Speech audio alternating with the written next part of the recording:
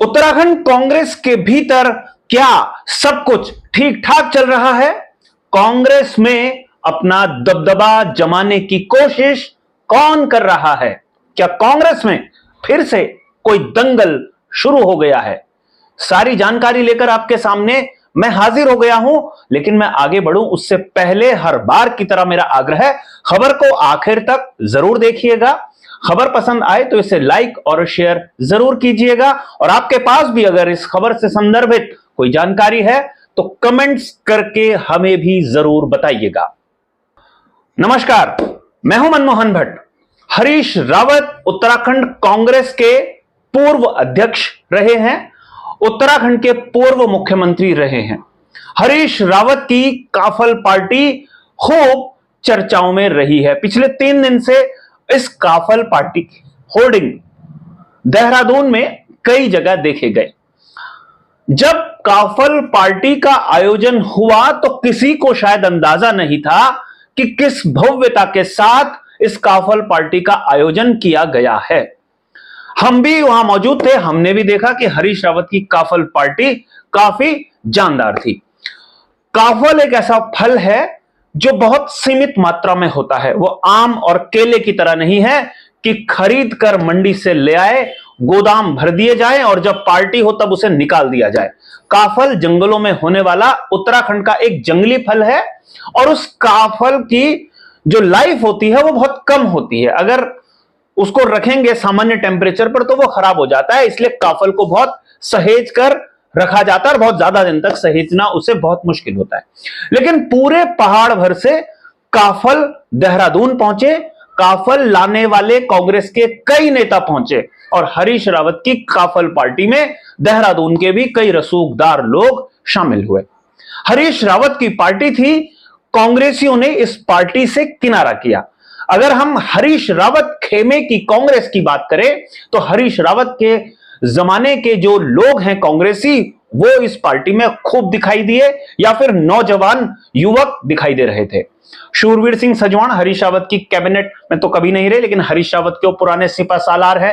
हीरा सिंह बिष्ट इस पार्टी में नजर आए, जो ब्रह्मस्वरूप ब्रह्मचारी हैं वो इस पार्टी में नजर आए। प्रीतम सिंह जो पूर्व प्रदेश अध्यक्ष हैं कांग्रेस के, वो नजर आए। लेकिन कई धड़े कांग्रेस के जो दूसरे हैं उनके नेताओं ने इस काफल पार्टी में आने से परहेज किया। खैर, ये एक अलग प्रकरण है कि कोई किसी की पार्टी में जाता है नहीं जाता, व्यक्तिगत कारण है, राजनीतिक कारण है, वो बिल्कुल अलग। लेकिन एक दंगल है जो दिखाई बहुत सारे लोगों को अभी नहीं दे रहा है, और 2-3-4 दिन बाद वो दंगल कांग्रेस के भीतर दिखाई देने लगेगा। हरीश रावत अब देहरादून की काफल पार्टी के बाद कुमाऊं के दौरे पर निकल रहे हैं। 21 तारीख से 25-26 तारीख तक हरीश रावत का कुमाऊं का दौरा है, और इस दौरे में नैनीताल से लेकर अल्मोड़ा और अल्मोड़ा से लेकर पिथौरागढ़ सीमावर्ती क्षेत्र तक हरीश रावत पहुंचेंगे, और पिथौरागढ़ में ही असली दंगल है। पिथौरागढ़ उत्तराखंड का सीमावर्ती क्षेत्र, पिथौरागढ़ जो चीन और नेपाल से सटा हुआ जिसकी सीमाएं हैं। पिथौरागढ़ की राजनीतिक खबरें देहरादून के अखबारों और देहरादून के चैनलों की हेडलाइंस नहीं बनती, लेकिन यह दंगल पिथौरागढ़ का है। पिथौरागढ़ में कांग्रेस के एक नेता हैं मयूख महर, पहले भी विधायक रहे हैं, इस बार भी वो विधायक है। ऐसा माना जाता है कि मयूख महर हरीश रावत के खेमे के हैं। अब एक दंगल हुआ 2025 में, नगर निकाय के चुनाव हुए, नगर निगम में साख बचाने की लड़ाई थी। कांग्रेस ने पूरी जान लगाई, ऐसा कांग्रेस दावा करती है। कई जगह वो चुनाव जीत गई, कई जगह चुनाव हार गई, लेकिन नगर निगम कांग्रेस के हाथ से फिसलते चले गए। कोई नगर निगम कांग्रेस नहीं जीती। पिथौरागढ़ नगर निगम में क्या स्थिति थी मैं पहले वो बताऊंगा, और उसके बाद समझाऊंगा क्यों दंगल है। पिथौरागढ़ में अंजू लुंठी कांग्रेस की घोषित प्रत्याशी थी, और मोनिका मेहर जो मयूख महर के परिवार की सदस्य थी, वो निर्दलीय चुनाव लड़ रही थी, और बीजेपी की कल्पना देवलाल से 15-17 वोट से हार गई मोनिका महर। कांग्रेस की प्रत्याशी तीसरे नंबर पर रही। नंबर्स में नहीं जाते, बहुत कम नंबर से, बहुत कम वोटों से मयूख महर के परिवार की सदस्य मोनिका मेहर चुनाव हार गई और अंजू लुंठी के खिलाफ उन्होंने बगावत करी। यह माना गया कि मयूख मेहर की कांग्रेस से सीधी सीधी ये बगावत है।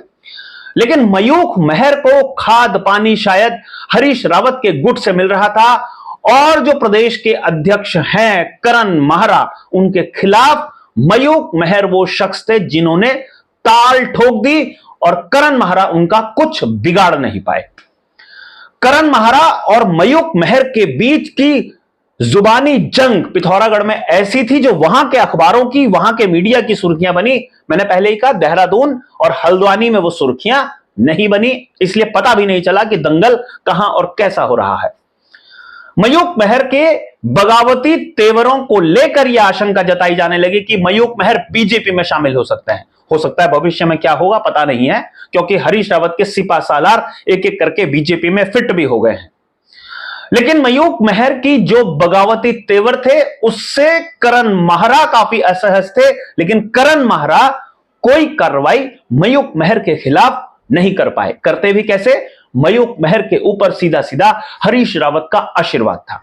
अब आप कहेंगे कि ये सब पुरानी बातें मैं आज लेकर क्यों बैठ गया हूं? ये मैं इसलिए लेकर बैठा हूं क्योंकि हरीश रावत का जो प्रोटोकॉल आया है, हरीश रावत का जो कार्यक्रम जारी हुआ है, उस कार्यक्रम में हरीश रावत 24 मई को मयूख मेहर के घर पर 6:30 बजे चाय पीने जा रहे हैं। और यही है दंगल की कहानी कि एक ऐसा शख्स जो बगावती तेवर दिखा रहा था, वर्तमान प्रदेश अध्यक्ष के साथ 36 का आंकड़ा था, उसे खुली चुनौती दे रहा था। ऐसा माना गया कि कांग्रेस के प्रत्याशी को हराने में मोनिका मेहर का हाथ है या मयूख मेहर का हाथ है, या ऐसा कह लीजिए कि मयूख मेहर की परिवार के सदस्य को हराने के लिए अंजू लुंठी का हाथ है, कांग्रेस के प्रत्याशी का हाथ है। अगर वही मयूख मेहर के परिजन को टिकट दे देते हो सकता है कांग्रेस जीत जाती। 15-17 वोटों की मात्र हार थी मोनिका मेहर की। लेकिन हरीश रावत करण माहरा के साथ खड़े नहीं हुए, बल्कि हरीश रावत मयूख मेहर की पार्टी में, चाय पार्टी में पहुंच रहे हैं। उन्होंने बुलाया नहीं बुलाया मालूम नहीं है, लेकिन हरीश रावत का कार्यक्रम है कि मयूख मेहर के घर में जाना है। वास्तव में जो काफल पार्टी हुई थी उसका एक संदेश था। वास्तव में जो हरीश रावत का दौरा मयूख मेहर के घर तक का है, इसमें कई संदेश छुपे हुए हैं। संदेश यह है कि हरीश रावत में अभी बहुत नेतागिरी या बहुत राजनीति बची हुई है, और जो पार्टी हुई उससे वो संदेश दे गई कि उनके कार्यकर्ता प्रदेश भर में अभी भी फैले हुए हैं। और यह संदेश उन नेताओं को भी दिया गया कि वो अपने आप को कमजोर न समझे, अभी हरीश रावत राजनीति कर रहा है। मयूख मेहर के घर जाने का एकमात्र संदेश है कि जो कोई भी दमखम रखता है, अपनी साख रखता है, उसके साथ हरीश रावत खड़े हुए हैं। वैसे भी हरीश रावत को घेरने की कोशिश मयूख करण माहरा कभी कर नहीं पाएंगे। दोनों के कद में बहुत बड़ा अंतर है। हरीश रावत को रोकने के लिए दिल्ली से एक फरमान जारी हुआ था कि हरीश रावत जो कांग्रेस के पैरेलल अपने कार्यक्रम चलाते हैं वो कार्यक्रम वो ना चलाएं। ऐसा बताया नहीं गया था, बोला नहीं गया था, औपचारिक रूप से कहा नहीं गया था कि हरीश रावत कोई पैरेलल प्रोग्राम ना चलाएं। सिर्फ यह कहा गया था कि जो कांग्रेसी नेता हैं वो प्रदेश के नेतृत्व के साथ ही कार्यक्रम करें, इंडिविजुअल लेवल पर, निजी स्तर पर अपना कोई कार्यक्रम ना करें। यह हरीश रावत के लिए ही इशारा था। लेकिन हरीश रावत ने अपने तमाम निजी कार्यक्रम रखे।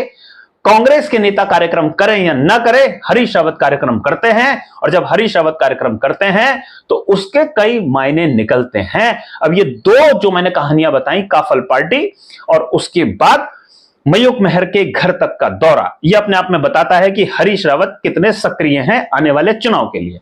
अब आने वाला चुनाव, अभी विधानसभा चुनाव तो बहुत दूर है, 2027 में है, लेकिन पंचायत चुनाव सर पर है, और पंचायत चुनाव के जरिए शायद अपनी धमक एक बार फिर से दिखाने की कोशिश हरीश रावत कर रहे हैं। अब पिथौरागढ़ का दंगल देहरादून तक कितना पहुंचेगा, दिल्ली तक कितना पहुंचेगा मालूम नहीं, लेकिन हरीश रावत ने इस मीटिंग के बहाने कांग्रेस में फिर से एक बहस शुरू कर दी है कि वास्तव में उत्तराखंड कांग्रेस का असली नेता कौन है। अब वो नेता कौन है आप ये हमें बताइए, हरीश रावत या करण माहरा? हरीश रावत क्या करण माहरा की कुर्सी को हिला पाएंगे, या करण माहरा दिल्ली से अपनी कुर्सी को बचा पाएंगे? यही देखना बाकी है। अभी के लिए साथियों इतना ही। अगली रिपोर्ट में आपसे फिर मुलाकात होगी, तब तक इजाजत दीजिए। नमस्कार।